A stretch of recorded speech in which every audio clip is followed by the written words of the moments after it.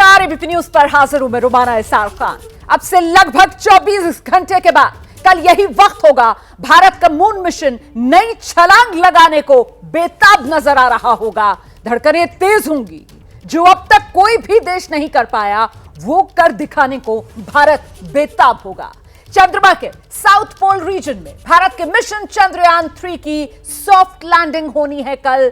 वक्त 6:04 का और इस बार यकीन मानिए आप, सब कुछ तय योजना के मुताबिक ही हो रहा है, क्योंकि मिशन चंद्रयान 2 से सबक लेते हुए इस बार इसरो ने ऐसे कई चेंजेस किए हैं, बदलाव किए हैं जो इस मिशन को पूरी तरीके से कामयाब बनाएंगे। 100% सक्सेसफुल यही माना जा रहा है, यही उम्मीद की जा रही है। और इस खास घड़ी के लिए देश भर में दुआओं का दौर जारी, प्रार्थनाओं का दौर जारी, क्योंकि इस मिशन की कामयाबी देश को काफी आगे ले जाएगी। इस बात का एहसास हर हिंदुस्तानी को है। भारत अमेरिका, रूस और चीन जैसे देशों की कतार में आ जाएगा जो चांद की सतह पर सॉफ्ट लैंडिंग करने में कामयाब हो चुके हैं। और इस मिशन में चुनौतियों की हालांकि कमी कोई नहीं है। तो आज हुंकार में भारत के लिए इस सबसे बड़ी खबर को लेकर, चुनौतियों और मौकों को लेकर बात करेंगे। लेकिन पहले लोगों की शुभकामनाएं जरा सुनते चलिए।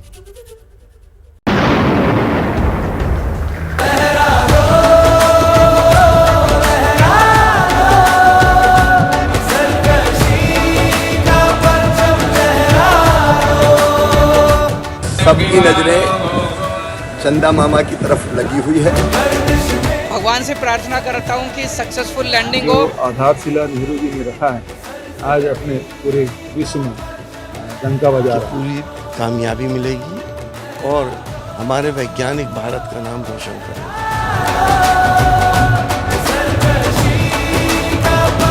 चंद्रयान 3 चांद पर तिरंगा फहराने में सफल हो गया। मैं आराध्य भगवान बजरंगबली से प्रार्थना करता हूँ कि हमारा चंद्रयान सफलतापूर्वक लैंड करे। चांद तारे तोड़ लाऊं सारी दुनिया पर मैं छाऊं, बस इतना सा ख्वाब है।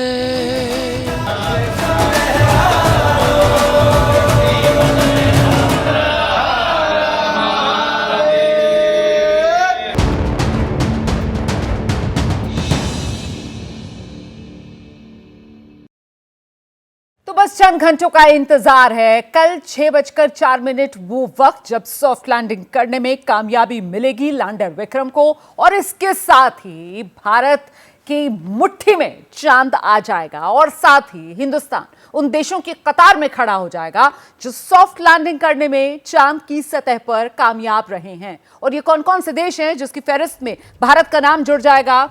रशिया, अमेरिका और चीन। और ऐसे में सीधे हम आपको लेकर चलेंगे बेंगलुरु। आप देख रहे हैं हमारे साथ हमारे सहयोगी श्रीनिवास इस वक्त मौजूद हैं। जरा जानते हैं श्रीनिवास से ये आखिरी चंद घंटे कितने महत्वपूर्ण, कहां पर इस वक्त वैज्ञानिकों की नजर? श्रीनिवास बताइए विस्तार से। देखिए रोमाना, अभी जो इसरो की तरफ से अभी सूचना, जो अंतिम सूचना आई थी उसके हिसाब से इसरो के वैज्ञानिकों के बीच बहुत ही उत्साह है, क्योंकि जो लास्ट अभी इंफॉर्मेशन आई है इसरो के पास चंद्रयान से, उसके मुताबिक चंद्रयान सफलतापूर्वक अपनी इस कक्षा में भ्रमण कर रहा है। और जो कैमरा उस पर लगा है, उस कैमरे ने एक तस्वीर भेजी है 70 किलोमीटर की दूरी से, और ये बताया जा रहा है कि अब बिल्कुल आखिरी चरण में ये चीज़ें हैं और इस कैमरे से अब ये डिटेक्ट किया जा रहा है कि क्या चंद्रयान की पोजीशन सही है, क्या नीचे कोई हैजार्ड तो नहीं है, कोई क्रैटर तो नहीं है। तो कह सकते हैं कि अभी तक तमाम चीज़ें वैसे ही चल रही हैं जिस तरह की उम्मीद की जा रही थी। लेकिन ये बताइए क्या जानकारी मिल रही है, सूत्र क्या बता रहे हैं, कब तक फाइनलाइज किया जाएगा वो जगह जहां पर लैंडिंग होगी, उसको लेकर फाइनल डिसीजन कब तक? देखिए रोमाना, जहां तक बात है लैंडिंग साइट की, तो एक बड़ा लैंडिंग साइट तो पहले से ही डिसाइड है कि ये 4x2.5 का जो एरिया है वहां पे उतरना है। लेकिन ये चीजें तब डिसाइड होती हैं जब चंद्रयान तकरीबन चंद्रमा से 7.4 किलोमीटर की दूरी पे होगा। तो फिर वहां से एक बार जो हैजार्ड डिटेक्शन कैमरा है वो नीचे का पूरा मुआयना करेगा और ये देखकर ये बताएगा कि क्या चंद्रयान का लैंडर उसी जगह पर जा रहा है जो जगह निर्धारित की गई थी, या कहीं इसका भटकाव इधर इधर है। तो 7.4 किलोमीटर की जब दूरी होगी तो इन चीज़ों को तय करना स्टार्ट कर दिया जाएगा, और अगर वो बिल्कुल निर्धारित स्थान की तरफ जा रहा है तो फिर तो चंद्रयान 3 का लैंडर सीधा आगे बढ़ता रहेगा, नहीं तो फिर वहां से एक दूसरी प्रक्रिया शुरू होगी। अगर ये लगता है कि वहां नीचे किसी तरह का हैजार्ड है, कोई खतरा है, यहां उतरने पे लैंडिंग सही नहीं हो सकती है, तो देखिए कितने बारीकी के साथ इस पर वैज्ञानिक जो है वो नजर बनाए हुए हैं, और ये जो आखिरी चंद घंटे हैं कितने क्रूशियल हो जाते हैं आप समझ रहे होंगे इन तमाम डिटेल से जो अभी श्रीनिवास आपके साथ शेयर कर रहे हैं। मैं जल्दी से आपको दिल्ली लेकर चलूंगी। अहमद बिलाल हमारे सहयोगी इस वक्त हमारे साथ मौजूद हैं। जरा जानते हैं अहमद बिलाल से, आपके इर्द गिर्द जो लोग उनमें किस तरीके का उत्साह, खासतौर से कल इस विक्रम लैंडर की चांद की सतह पर सॉफ्ट सक्सेसफुल लैंडिंग को लेकर। बिलाल। बिल्कुल रुमाना, देखिए इस वक्त मैं दिल्ली के नेहरू तारामंडल पे हूं और जिन लोगों से मैं बात कर रहा हूं उनमें खासा उत्साह देखने को मिल रहा है, और सब यही दुआएं कर रहे हैं, यही प्रार्थनाएं कर रहे हैं कि पहला देश भारत जो है बन जाए दक्षिणी ध्रुव पर सॉफ्ट लैंड करने वाला। मेरे साथ इसी नेहरू तारामंडल के सीनियर साइंटिस्ट बालाजी हैं। बालाजी, जो आखिरी के 15 मिनट की बात की जा रही है जब चंद्रयान जो है वो स्कैन करना शुरू कर देगा, सॉफ्ट लैंडिंग की तैयारी करेगा, वो कितने क्रूशियल होंगे और कितना ऐतिहासिक कदम भारत अचीव कर लेगा? देखिए, ये जो चंद्रयान 3 की जब बात करें, हमें पूरा उम्मीद है कि ये 100% सक्सेस होगा। फिर भी जैसे लोग कह रहे हैं लास्ट 15 मिनट्स जो टर्नर जो है, ऐसा कोई घबराने की कोई बात नहीं है। उन्होंने जो main plan 1 and plan B भी है उनके पास, बाई चांस उनके साथ वो लास्ट मोमेंट में कुछ प्रॉब्लम, टेक्निकल एरर हो भी जाता है, तब भी फिर हम जो उनका जो प्लान बी है जो 4 दिन के बाद वो लैंडिंग होगा, उसके लिए तो पूरा तैयारी है। अच्छा, और ये भारत के लिए कितना ऐतिहासिक कदम होगा? ये पहला देश बन जाएगा दक्षिण ध्रुव पर लैंड करने वाला। बिल्कुल, ये जैसे लोगों सबको मालूम है कि अब चौथा देश बन जाएगा अगर हम साउथ पोल पे लैंड करेंगे, और ये 100% लैंड करना ही है ये।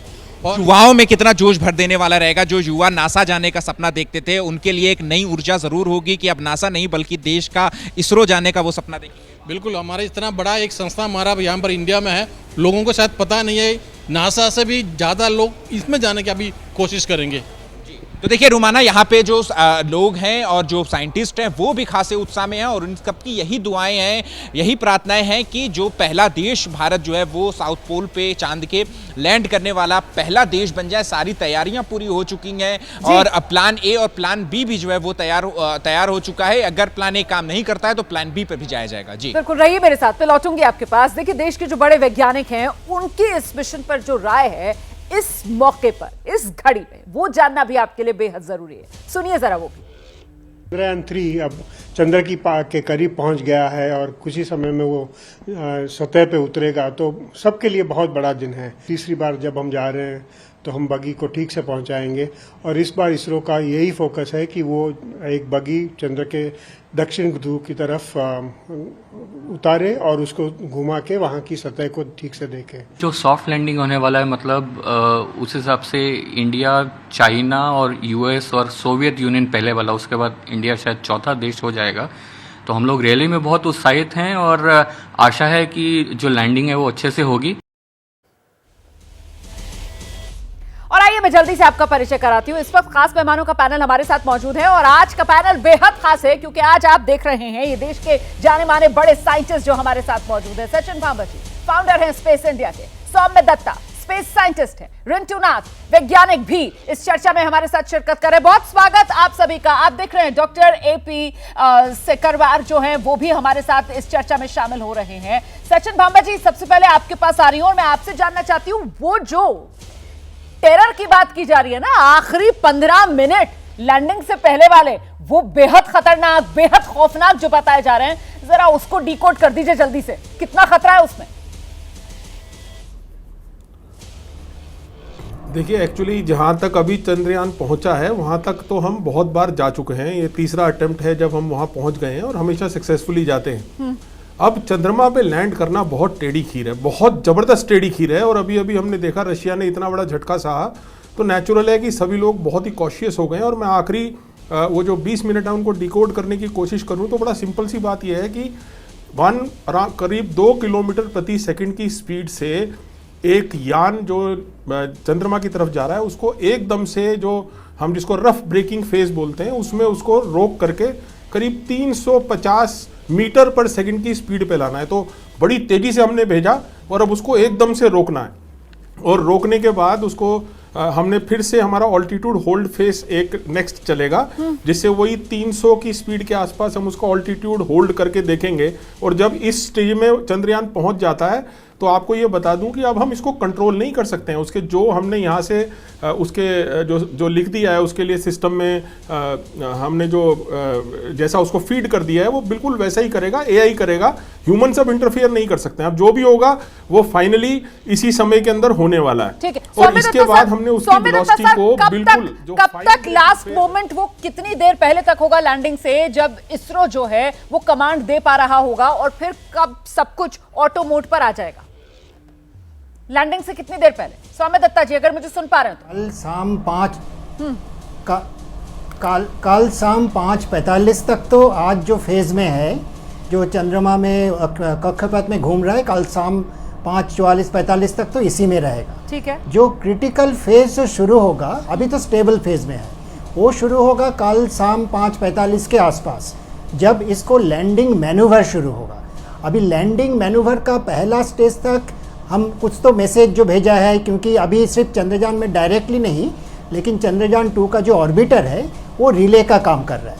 लेकिन जब अभी का जो 25 किलोमीटर से 7.42 किलोमीटर आएगा, उसके अंदर आपको लगभग 6000 किलोमीटर प्रति घंटा से आपको कोई 100 किलोमीटर प्रति घंटा से 1300 किलोमीटर प्रति घंटा में लाना पड़ेगा।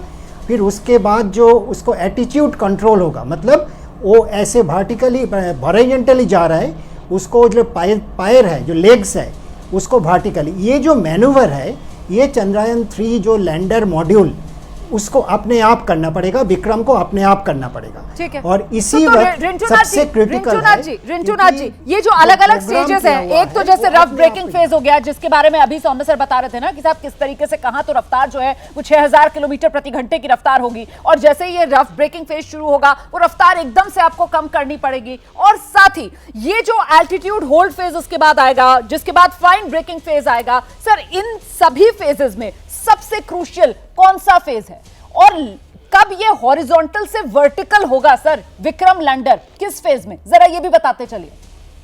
ऐसे तो पूरी जो मैन्यूवरेबिलिटी होगा, ये चारों फेज चारों ही क्रूशियल है। ओके। एक ज्यादा क्रूशियल दूसरे से ऐसा नहीं है। ओके। फिर भी जो थर्ड स्टेज जो है, जो फाइन ब्रेकिंग स्टेज है, वो करीब 3 मिनट 20 सेकंड का होना है। वो अल्टीट्यूड होल्ड के बाद आते हैं, और वो 3 मिनट 20 सेकंड के बीच में करीब 1.5 मिनट के बाद ये टिल्ट करना स्टार्ट करते हैं, हॉरिजॉन्टल से थोड़ा वर्टिकल होने का कोशिश करते हैं। और उस टाइम जो स्पीड जो होती है, हॉरिजॉन्टल स्पीड उसकी करीब 330 मीटर पर सेकेंड से, जब तक ये जो सॉफ्ट ब्रेकिंग जो फाइनर ब्रेकिंग हो रहा है उस स्टेज खत्म होते हैं, तब तक उसकी हॉरिजॉन्टल वेलोसिटी 0 हो जाता है। वर्टिकल वेलोसिटी जो है करीब 50 मीटर पर सेकेंड से लेके वो 2 मीटर टू 3 मीटर तक आ जाना चाहिए। तो ये थोड़ा सा ज्यादा क्रूशियल है ऐसे, उस हिसाब से देखा जाए तो, क्योंकि 2 मैन्यूवर होनी है, हॉरिजॉन्टल वेलोसिटी 0 करनी है और वर्टिकल वेलोसिटी को बहुत कम कर देना है। ठीक है। उसके बाद आते हैं द लास्ट स्टेज, जो फाइनल टचडाउन जो होगा, हाँ जी, उसको बोलेंगे टर्मिनल डिसेंट। टर्मिनल डिसेंट होना चाहिए, वो बिल्कुल वर्टिकली डाउनवर्ड्स होगा, unless there is any crater और बोल्डर नजर में आए, उसमें थोड़ा सा लैटरल मूवमेंट हो सकता है, करीब 150 मीटर तो लैटरल मतलब मूवमेंट। अरुण प्रताप जी, मतलब ये जो थर्ड फेज है, जो फाइन ब्रेकिंग फेज है, इसी में जो विक्रम लैंडर है उसको हॉरिजॉन्टल से पूरी तरीके से वर्टिकल हो जाना है, ताकि फिर जब चौथा और फाइनल टर्मिनल डिसेंट फेज शुरू हो, उसमें फिर वो सीधा धीरे धीरे धीरे करके नीचे चांद की सतह पर सॉफ्ट लैंडिंग करे। यही होना है। यस, फाइन ब्रेक जो फर्स्ट जो बीच वाला स्टेप है वो that is not altitude holding, that is attitude holding phase, जिसमें 7.4 किलोमीटर से 6.8 किलोमीटर तक वो नीचे उतरेगा। सर दोबारा बताइए प्लीज, दोबारा बताइए आप क्या कह रहे हैं। हाँ, मैंने कहा जैसे एटीट्यूड होल्डिंग फेज जिसमें 7.4 किलोमीटर तक ये विक्रम लैंडर आ जाएगा, उसके बाद 6.8 किलोमीटर तक इसे आना है। ठीक है। और उस समय करीब 50 डिग्री के एंगल से जो हॉरिजॉन्टल टाइप का जो विक्रम लैंडर जिसके लेग्स हॉरिजॉन्टल थे, वो एक पर्टिकुलर एंगल पर नीचे की ओर झुकेंगे। 50 डिग्री से। उसके बाद ये जो third step fine braking step, उसमें फिर धीरे धीरे नीचे आना। इस तरह से 6.8 किलोमीटर के बाद वो सीधा फिर 800 मीटर तक इस स्टेप में आएगा। 800 मीटर आने के बाद उसे 150 मीटर तक आना है। 150 मीटर के बाद 60 मीटर और 60 मीटर के बाद 10 मीटर। 10 मीटर जब 10 मीटर पे आ जाएगा तब laser, landing hazard and avoidance cameras and दूसरे सारे कैमरा और प्लस ऑर्बिटल जो ऊपर से देख रहा होगा उसकी हेल्प से AI एल्गोरिथम ये तय करेगा कि उसे नीचे उतरना है कि नहीं। तो इस तरह से 10 मीटर से फाइनल स्टेप पे जब नीचे उतरेगा तो डस्ट निकलेगी काफ़ी सारी, क्योंकि वहाँ पे फाइन मिट्टी है ब्लैक कलर की या ग्रे कलर की। वो मिट्टी हो सकता है पैनल को भी कवर करेगी और कुछ देर तक वो खड़ा रहेगा जब तक कि रोवर नहीं बाहर निकलेगा। ठीक है, ठीक है। तो ये जो स्टेज है पूरी, ये करीब 15 मिनट के आसपास की स्टेज है और यही सबसे क्रूशियल स्टेज मानी जा रही है। दूसरी सबसे बड़ी चुनौती, सचिन भांबा जी, वो जगह जिसे अपने लिए विक्रम लैंडर ने चुना है और वो जगह है चांद के साउथ पोल वाले रीजन में, जहां पर हमसे पहले कोई देश पहुंचा नहीं है। ये जगह अपने आप में चुनौतीपूर्ण कही जा रही है, जरा इसके बारे में भी बताइए, क्यों? देखिए, आपने बचपन में एक पहेली सुनी होगी, तीतर के दो आगे तीतर। चांद के बारे में अगर मैं बताऊं तो वहां पे क्रेटर के दो आगे क्रेटर, क्रेटर के दो पीछे क्रेटर, क्रेटर के अंदर क्रेटर, क्रेटर के बाहर क्रेटर। हाँ। तो हर जगह गड्ढे ही गड्ढे हैं।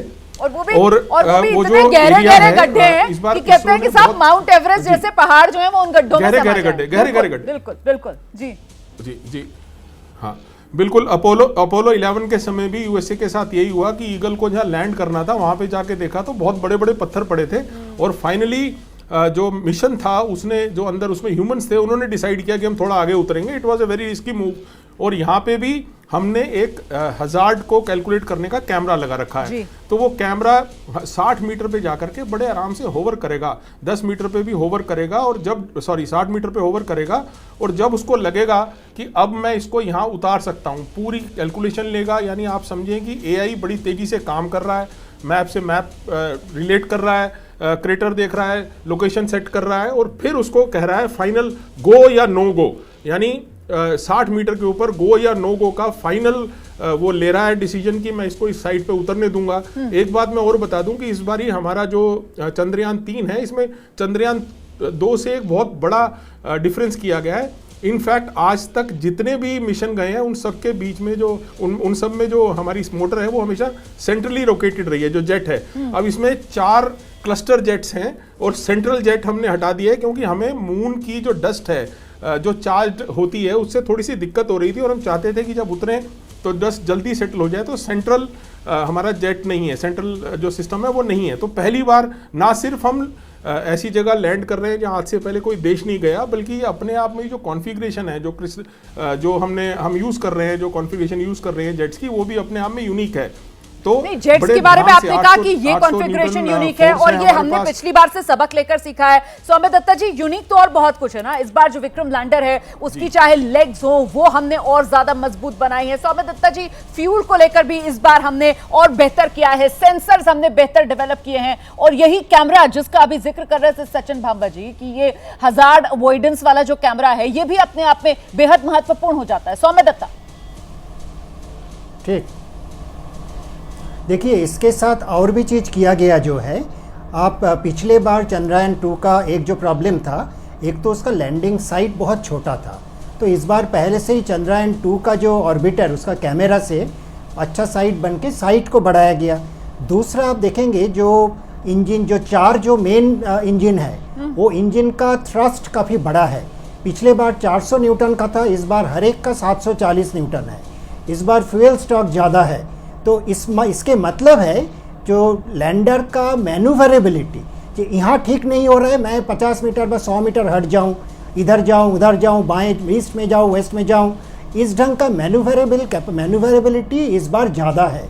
और साथ साथ जो हैजार्ड अवॉइडेंस सिस्टम, जो कैमरा के साथ AI system, artificial intelligence system, कि यहाँ पत्थर है तो यहाँ मैं लैंड नहीं करूँगा, यहाँ बड़ा खड्डा है तो यहाँ लैंड नहीं करूँगा, उसी 4 और 2.5 किलोमीटर के अंदर जाएगा। थोड़ा चुनने का उनका अपना सिस्टम काम करेगा, अपना जो आर्टिफिशियल इंटेलिजेंस और हैजार्ड अवॉइडेंस सिस्टम, ये दोनों का इनपुट लेके वो AI सिस्टम काम करेगा।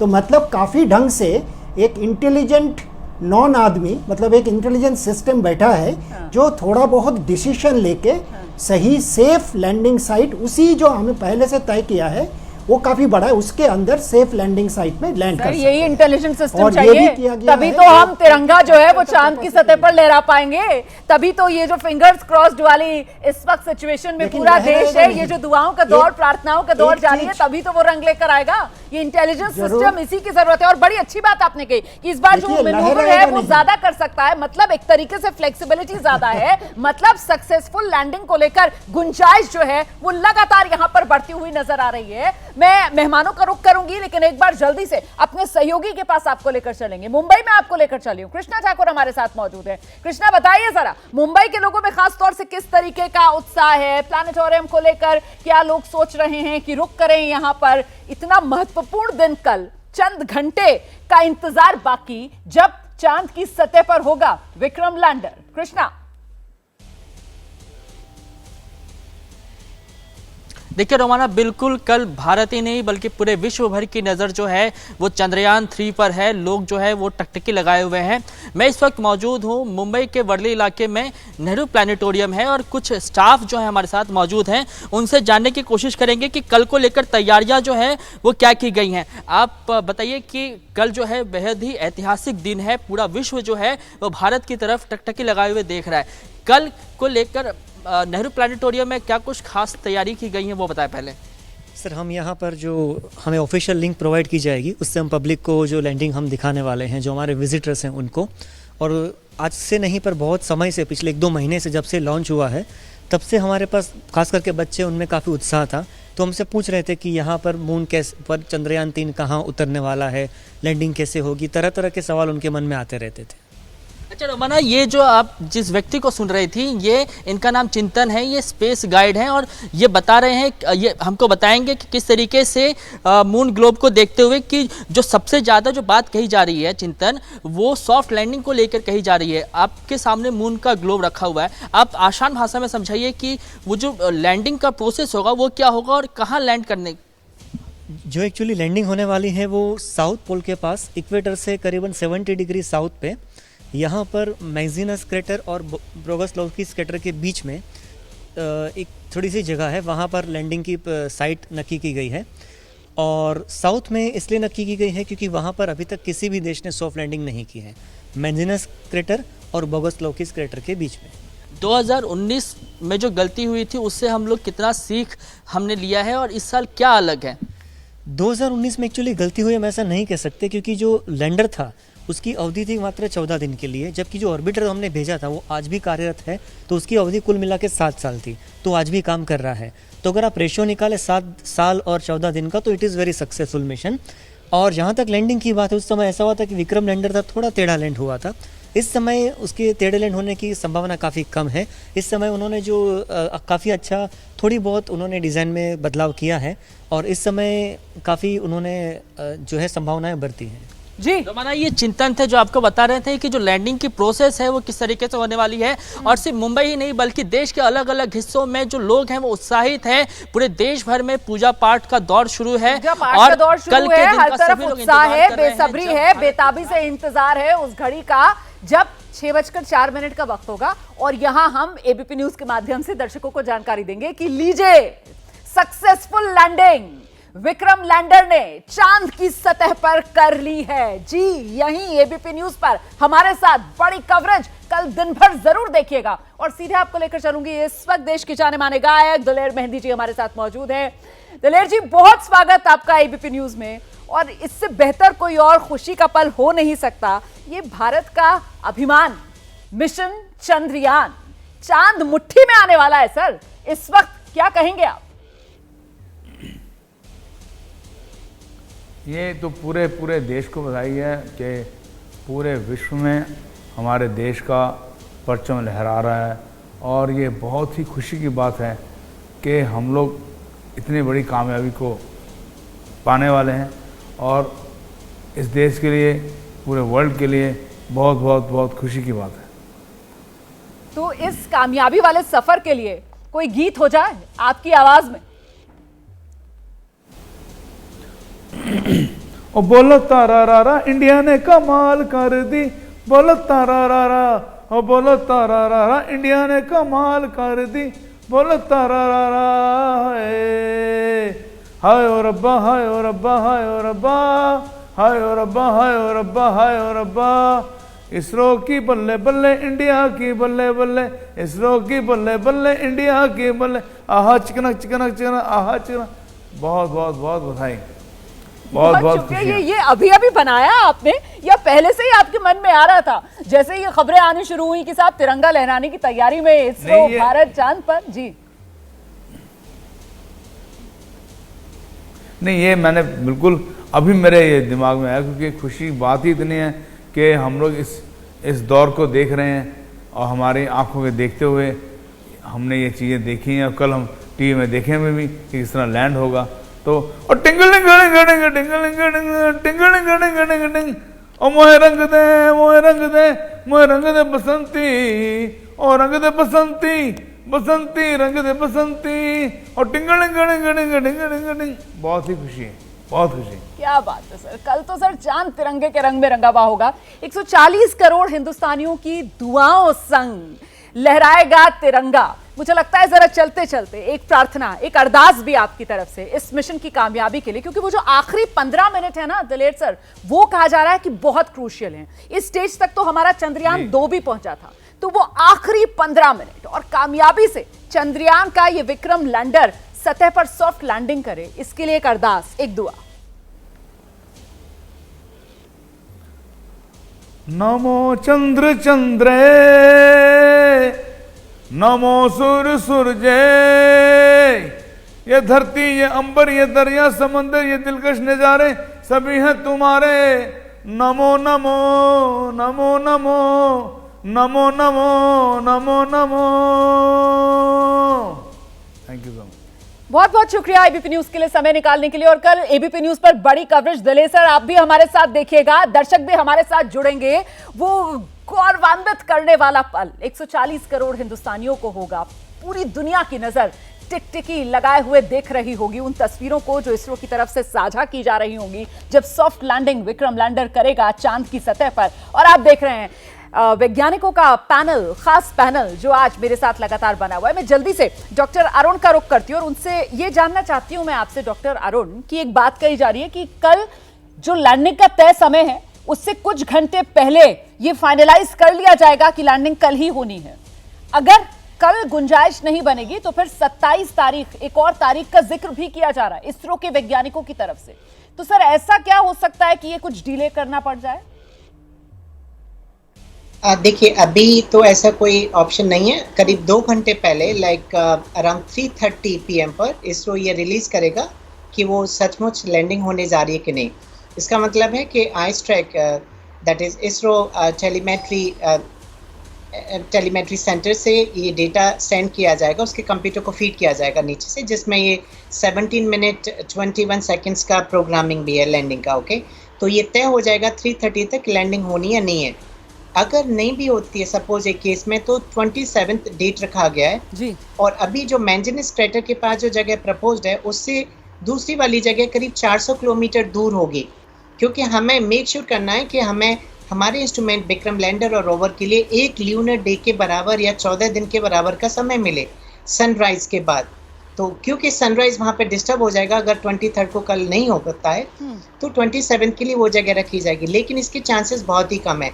अभी तक जो ट्विटर या वेबसाइट पर है इसरो का, all parameters are working good and बहुत सारे कमांड्स रिसीव कर रहा है, उसके सारे सॉफ्टवेयर अपडेट हैं या जो भी डेटा है उसके पास जा रहा है, वो कमांड्स अभी एक्सेप्ट कर रहा है एंड सब कुछ अच्छा चल रहा है।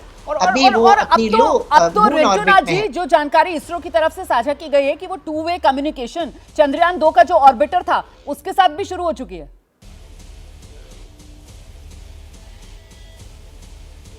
रिंटूनाथ जी आप मुझे सुन पा रहे हैं? रिंटूनाथ जी आपसे सवाल है मेरा। जी जी ओके, चंद्रयान 2 का जो ऑर्बिटर थे उनसे डेटा कंटिन्यूअस आ रहा है, लेकिन ये जो फाइनल स्टेज ऑफ डिसेंट होना है ये ऑटोनोमस होगा। मतलब ये विक्रम लैंडर जो है इसके सारे डिसीजन जो है ये एक्सटर्नली नहीं होगा, उसके साथ जो सेंसर्स लगे हुए हैं, इसके पास विक्रम के पास सेंसर्स है, वेलोसिटी को मेजरमेंट करने के लिए है वेलोसीमीटर, एक्सीलरेशन मेजरमेंट करने के लिए है accelerometer, gyroscope basic based torsion control है, इसके पास hazard detection and avoidance control के लिए सर ये ऑटोनॉमस ऑपरेशंस जो हैं ये किस स्टेज से शुरू होंगे, कहां से शुरू होंगे ऑटोनॉमस ऑपरेशंस? कब ये लॉक कर दिया जाएगा? इसरो की तरफ से कमांड जो है वो कब लॉक हो जाएगा और कब इसके जितने ऑपरेशंस है वो सब ऑटोनॉमस प्रोसेस में आ जाएंगे? ऑटोनॉमस प्रोसेस स्टार्ट होगा कल 5:45 उस टाइम से लेके फाइनल टचडाउन तक ये पूरी ऑटोनॉमस सिस्टम होगा। विक्रम लैंडर का अपने डिसीजन होगा,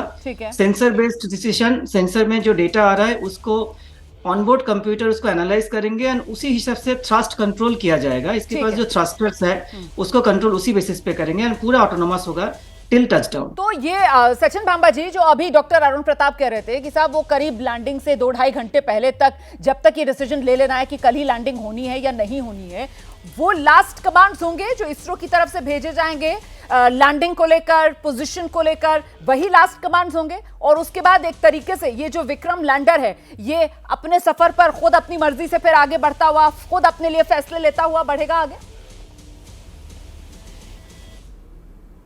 जी बिल्कुल, एक बार लैंडर को हमने डिसेंट प्रोफाइल में डाल दिया, अगर हमने ये डिसाइड कर दिया कि अब ये डिसेंट प्रोफाइल में जा रहा है, तो फिर उसके बाद लैंडर को उसके अपने कंप्यूटर संभाल रहे हैं। अगर वो उसके कंप्यूटर्स उसको गो या नो गो देते हैं तभी वो डिसेंट से बाहर आएगा, लेकिन वो एक बार हमने उसको डिसेंट में डाल दिया तो फिर उसके बाद हमारा उस पर डायरेक्टली कोई कंट्रोल नहीं है। सो नेचुरली हमारे लिए इंपॉर्टेंट बात क्या है कि हम डिसीजन लेंगे किस बेसिस पे। हम डिसीजन इस बेसिस पे लेने जा रहे हैं कि हमारे से कम्युनिकेशन बिल्कुल ठीक है, हमारे जितने भी इंस्ट्रूमेंट्स उस पर लगे हैं वो सारे बिल्कुल ठीक काम कर रहे हैं, हम क्या अपने लैंडर को उस ऑर्बिट में ठीक से ला पा रहे हैं। आपको याद होगा रशिया का लूना 25 अपने ऑर्बिट में ठीक से नहीं आया था, तो बहुत सारे एक्सपर्ट का ऐसा मानना था कि इसको अभी डिले कर देना चाहिए, लेकिन फिर भी अटेम्प्ट किया गया। सो इसरो ऐसा कोई काम नहीं करने वाला है। आपने देखा है कि हमारी जो स्पेस एजेंसी है बहुत ही बढ़िया तरीके से माइन्यूटली हर चीज़ को सब्र से पूरा करती है, और हमारे पास बहुत सारा प्रोपल्शन मॉड्यूल में ऑलरेडी फ्यूल बचा हुआ है, हमारी कम्युनिकेशन बहुत अच्छी चल रही है। तो सब कुछ अगर बढ़िया रहा तो हम डिसेंट प्रोफाइल में उसको डालेंगे। 99.9% कल ही उसको डिसेंट प्रोफाइल में डाला जाएगा, ऐसा कुछ दिखता नहीं है, सिंस साइंस हमेशा ऑल्टरनेटिव बी की तरफ तैयार रहती है और इम्पॉर्टेंट मिशन है। अब कोई ऐसा देश नहीं है जो इतनी करीब पहुंचाएगा बहुत जल्दी, तो हमारे को इस मिशन को कंप्लीट करना है, तो ऑल्टरनेटिव एक बना लिया गया है कि इन केस अगर कोई दिक्कत दिखती है तो उससे थोड़ा सा दूर, क्योंकि हमारे लिए बड़ा इंपॉर्टेंट है कि हम उसी सन की जो पोजीशन है उसको मेंटेन करके रखें, क्योंकि एक पर्टिकुलर टेम्परेचर पे हमने सारे काम करने हैं। हम ये नहीं कर सकते कि बहुत ज़्यादा सूरज में डाल दें या बहुत कम सूरज में उसको रखें। तो हमें जितना सूरज चाहिए, जिस जगह पे चाहिए, जिस एंगल पे चाहिए, वो एंगल हमारे लिए बहुत इंपॉर्टेंट है। हमारा फेस भी सूरज की तरफ होना चाहिए, क्योंकि लैंडर ने उतरने के बाद भी हम सब भूल रहे हैं कि अभी लैंडर जब उतरेगा उसके बाद भी अभी एक टेस्ट है, जिस टेस्ट को पूरा करने के बाद ही जापान हमारे साथ काम करने के लिए आगे राजी है कि हम अपना रोवर भी निकालें। और जब हम लैंडर को रखेंगे तो मिट्टी उछलेगी, उस पर पड़ेगी, और फिर हमारे लैंडर की नज़र बिल्कुल ऐसी होनी चाहिए। मान लीजिए मैं इधर देख रहा हूं तो आपसे बात नहीं कर सकता, ऐसे ही लैंडर जो है उसकी पोजीशन भी बड़ी इंपॉर्टेंट है कि विक्रम उतरता है तो सूरज की किरणें हमारे को, प्रज्ञान को भी अपनी ऊर्जा, अपनी एनर्जी देती हैं, और प्रज्ञान लैंडर के खुलने के बाद बाहर निकल के आता है, हम उसको मैन्यूवर कर पाते हैं। तो बहुत ही इंटरेस्टिंग होने वाला है, बिल्कुल दिवाली जैसा बहुत इंटरेस्टिंग होने वाला है। सौम्य जी जिस बात का जिक्र सचिन भांबा कर रहे हैं उसी को जरा सा आप और विस्तार दीजिए ना, क्योंकि वाकई में जब lander Vikram successfully soft landing कर लेगा उसके बाद से नई तरीके की चुनौतियां शुरू होंगी, क्योंकि वो सोलर पैनल्स खुलने होंगे, वो प्रज्ञान रोवर उसको बाहर निकलना होगा, उसको चांद की सतह पर चलना होगा, और सबको ऊर्जा देने के लिए सूरज की रोशनी भी चाहिए। हम सीधे रुख करते हैं, सभी खास मेहमान हमारे साथ लगातार बने हुए हैं। जिस बात का जिक्र अभी सचिन जी कर रहे थे, सौम्य दत्ता जी, ये ऑटोनॉमस ऑपरेशन जो 5:45 बजे के आसपास कहा जा रहा है शुरू हो जाएगा लैंडर विक्रम का, उसके बाद सर टचडाउन जो है चांद की सतह पर 6:04, और वो पहला संदेश और संपर्क जो लैंडर की तरफ से यहां इसरो सेंटर से साधा जाएगा, उसमें कितना समय लगेगा सर? लैंडिंग के कितने देर बाद?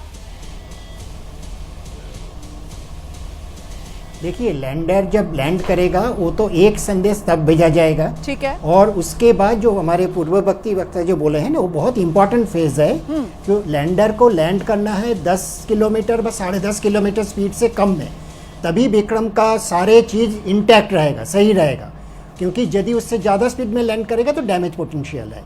उसके बाद प्रज्ञान रोवर को ओपन करना पड़ेगा, कवर को उसको रोल डाउन करना पड़ेगा, और ये ऐसे समय में लैंड किया जा रहा है जब चाँद का जो धरती का 14 दिन का दिन जब शुरू हो रहा है उसी का समय, क्योंकि विक्रम और प्रज्ञान दोनों का जो पावर आएगा वो सोलर फोटोवोल्टाइक पैनल से आएगा, इसीलिए दिन जब शुरू होगा और 14 जो धरती का दिन पूरा पावर मिलेगा। और लेकिन जो लैंडिंग होगा, सॉफ्ट लैंडिंग, वो तो एक टेक्नोलॉजी डेमोन्स्ट्रेशन है, बहुत बड़ा चीज़ है, लेकिन इसका जो विज्ञान का काम है ये शुरू होगा जब प्रज्ञान रोवर नीचे जाएगा और चाँद का उसी एरिया का, वो बहुत छोटे एरिया में घूमेगा, लेकिन चाँद का उसी एरिया का जो मिट्टी है, जो रेगोलिथ्स है और जो पत्थर है, इसके जो जांच पड़ताल शुरू होगा, तब से विज्ञान का काम शुरू होगा। और एक चीज़ ध्यान में रखिए, ये जो सक्सेसफुली जो हम सभी उम्मीद कर रहे हैं, ये 100% सक्सेसफुली लैंड होगा, प्रज्ञान नीचे आएगा और एग्जामिन करेगा,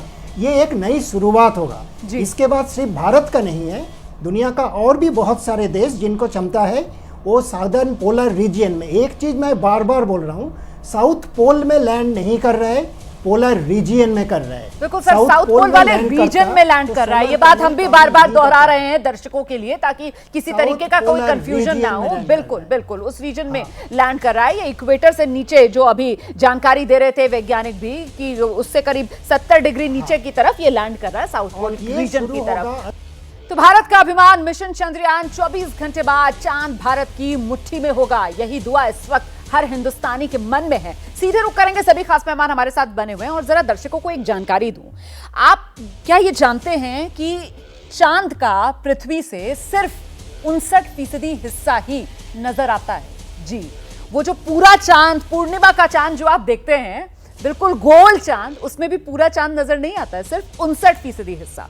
41%, 41% चांद का हिस्सा ऐसा है जो आज तक पृथ्वी से कभी नजर ही नहीं आया है।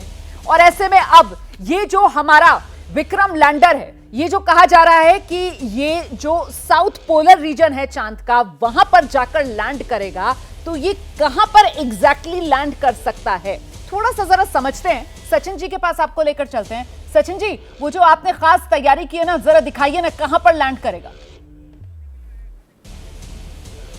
सचिन जी, मैं आपके पास आऊंगी, फिलहाल जरा तस्वीरें दिखा देते हैं। तो भारत का चांद की तरफ सफर है, पूरी दुनिया की नजर है, और कल अपनी मंजिल पर विक्रम लैंडर सॉफ्ट लैंडिंग करने वाला है। सीधे आपको लेकर चलते हैं, खास मेहमान सचिन भांबा हमारे साथ मौजूद हैं, वैज्ञानिक हैं। जरा जानते हैं सचिन भांबा जी से एग्जैक्टली वो कौन सा हिस्सा होगा चांद का, साउथ पोलर रीजन कहा जा रहा है, उसी 59%, 59% वाले हिस्से में चांद की सतह पर पड़ता है, जो हिस्सा धरती से विजिबल होता है, जरा दिखाइए ना। ये देखिए, हमने आप अगर सब देख पा रहे हो तो आप अगर देखें तो ये एग्जैक्टली ये लूनर साउथ पोल का मार्क है, ये लूनर साउथ पोल का मार्क है, और ये लैंडिंग साइट है। आज रात को एस्ट्रोनॉमर्स एक्चुअली बहुत सारे टेलीस्कोप लगा करके उस लैंडिंग साइट को लेना भी चाहेंगे, उसकी फ़ोटोग्राफ भी करना चाहेंगे, और हम लोग भी एक स्कूल की ऑब्जर्वेटरी से, DPS फरीदाबाद की ऑब्जर्वेटरी से इसकी फ़ोटोग्राफ्स लेने की कोशिश कर रहे हैं। आप देख सकते हैं कि ये हमारी लैंडिंग साइट रहेगी, और जैसा कि हम सब जानते हैं कि लूनर साउथ पोल हमारे लिए बहुत इंपॉर्टेंट है, क्योंकि सेस्मिक एक्टिविटीज़ देखी जाती हैं वहाँ पे, और वहाँ पे जो मटेरियल है, जो वहाँ पे वाटर है, वो जब से चांद बना है, जब से पृथ्वी बनी है, तब से उसी तरह से संरक्षित है। हम लोग बहुत सर, वो जो चांद का कैलकुलेशन होता है जो हम धरती से देखते हैं, जिसमें न्यू मून के बाद फर्स्ट क्वार्टर, तो ये फर्स्ट क्वार्टर वाला टाइम होगा, और कल जिस समय लैंड करेगा ये चंद्रयान, तब वहां पर इस हिस्से में वो चांद के हिसाब से दिन निकलना शुरू होगा। जी, वो चांद के हिसाब से वहाँ पे दिन ऑलरेडी, हाँ, या चांद के हिसाब से दिन निकलना शुरू हो गया, लेकिन हमारी लैंडिंग साइट के जो 14 दिन है वहाँ से स्टार्ट होंगे। तो इम्पोर्टेंट बात यह है कि जहाँ पे हम लैंड कर रहे हैं, हमें पूरे 14 दिन मिलेंगे, हमारे को रोशनी रहेगी ताकि हमारे जो पैनल्स हैं वो रिचार्ज होते रहें, और हमें पूरे 14 दिन मिलेंगे। इनफैक्ट अभी हम जब बात कर रहे थे कि 27 तारीख को अगर चेंज करना पड़ेगा तो हम उससे थोड़ी सी दूर फ्लाई करेंगे, करीब 300 से 400 किलोमीटर दूर, और फिर वहाँ पे लैंड करेंगे, क्योंकि हमारे लिए बड़ा इंपॉर्टेंट है कि सूरज की जो रोशनी है वो हमारे पूरे 14 दिन मिले। बिल्कुल। और सर, चलते चलते आपकी नजर में कितनी परसेंटेज चांस है 100% सक्सेसफुल रहने के इस मिशन के, आपकी नजर में? जी 200%, 100%, 100% का तो कोई क्वेश्चन ही नहीं रह गया। 200%, दिल खुश कर दिया आपने एबीपी न्यूज के सभी दर्शकों का, देश के सभी नागरिकों का ये भरोसा दिखाकर 200% चांस।